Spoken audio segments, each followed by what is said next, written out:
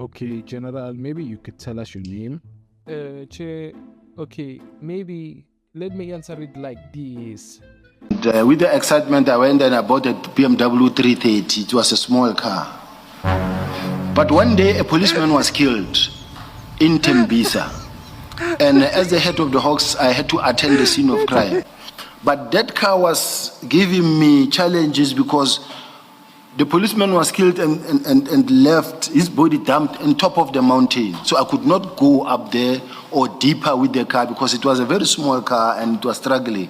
Coming from that scene, I went straight to BMW where I bought the car and said, hey, where I work now, I'm expected to visit some of these things and this thing is not really helping me. Then there was a Porsche Cayenne parked outside. It's a second-hand car, very old. Then the owner said to me, don't you want to test drive this car and maybe check how it is, if you like it? It was within the price range because it has 74,000 kilometers. So the car that I bought, it was more than that. Then he said, maybe test drive this Porsche Cayenne, you may like it. Well, it was the first time getting into a Porsche Cayenne. And then I test drove that car that day. As I was on the freeway and I was testing it, I enjoyed it. The next day I said, I'm taking this car. Then I was driving and driving and driving that Porsche and it was beautiful, I liked it. Come the time when it had to go for service. Because it was beyond 100, I said, no, it's still within the motor plan. I took it to Porsche, they fixed it and it needed more than 30,000 rand. I said, yes, but it's within a motor plan, it doesn't complete at 100,000. They said, no. Porsche is not how it works. The motor plan doesn't go with the car, it goes with the owner. This car you bought, it's yours.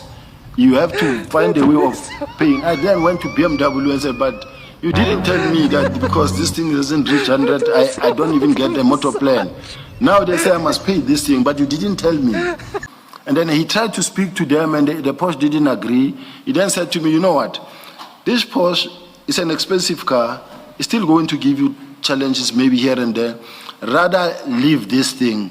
Go down there in the basement, look at the bigger cars, X5, X6, whatever that you may like to the price range. Then I went down and I looked and I chose one X6 within the price. It also had more than 80,000 kilometers. When a car is at that level, it's affordable. I chose that X6. Now, as I was driving this car, both cars, as I was just driving it and then from there change to X6. Now they see different kilometer claims that I'm submitting. One moment is Porsche, one moment is this. Then they charged me for fraudulent kilometer claim. They said I said I was driving a Porsche, but I was driving an X6. And then they charged me for that. Then the magistrate asked a question and say, all right, you say you're charging this man for driving an X6, but he claimed for the X6 instead of for the Porsche Cayenne. Then he said, okay, which one has got a bigger engine capacity? Only to find out the Porsche Cayenne was a 5-liter. And then No, General, but you're not answering the question. No, but I'm answering, Chair. No, General, you're not.